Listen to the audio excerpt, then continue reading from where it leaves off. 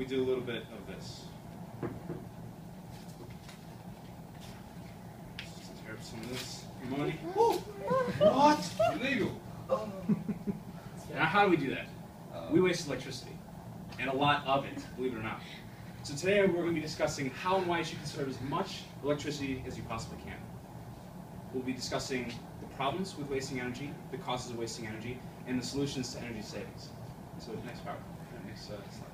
So the problem is we waste too much electricity, and electricity is expensive more now than it ever was. According to greenbiz.com, last updated September 2012, America we waste more electricity than any other country in the entire world. We waste $130 billion a year. That's a lot of money, $130 billion a year, with a rough estimation of 314 million people living in the United States. That's $500 a person, just throwing money away, just like I did a second ago. Right? So how does this happen? What are the causes? Why do people waste so much electricity? Well, let's look at the causes. If you can go to the next slide, please. The causes? We forget. We're not perfect. We can't turn off every single light bulb and turn off every appliance that we're not using. And then there's some people who just don't care.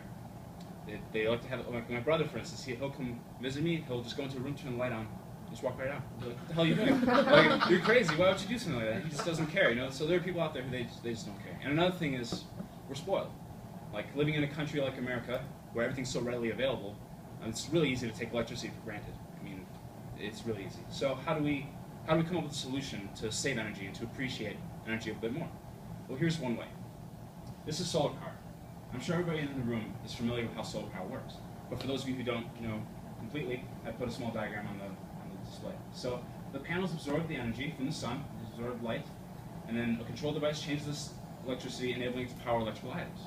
And then that goes through a breaker box, which then gives power to the outlets so you can plug in your appliances. It sounds easy, And it sounds like cheap, renewable energy. It sounds good, but there's a downside. If you can go to the next slide. It's expensive. The average cost to set something like this up is thousands of dollars. Normally it's like $10,000 just to start this project. But what most people don't know is that the government gives you federal tax rebates. And so if you're spending $10,000 on setting up your solar panels, they can give you $3,000, $5,000, even $6,000 back from starting up your project. And another thing that people don't know is that if you generate enough power with your solar panels, the electric companies, they pay you. That's right, they pay you. Isn't that a good deal? Instead of you paying these conglomerate companies every month, they're paying you. Now that sounds like a badass deal to me. I don't know about you guys. So, if solar power isn't your thing, then there are other ways that you can save money. Be resourceful. Turn off the lights that you're not using.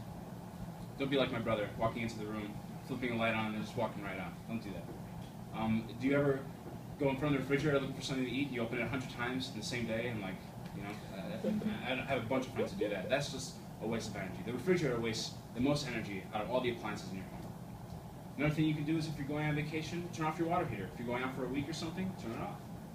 Is the AC on? Is the heat on? Close those windows. I used to have the windows open for some reason. I just felt like having nice cool air and then hot air. I was crazy, but I figured out I was wasting energy. Another thing you can do is unplug certain things. A lot of the devices we have in our home, they say they're off, but really they're just on standby, and they're still absorbing energy through the outlets, like DVD players, PlayStations, computers, TVs, you name it. All these things, they still absorb energy.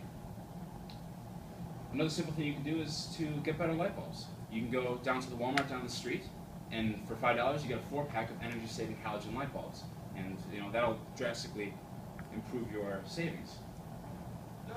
So don't be shocked with high bills anymore.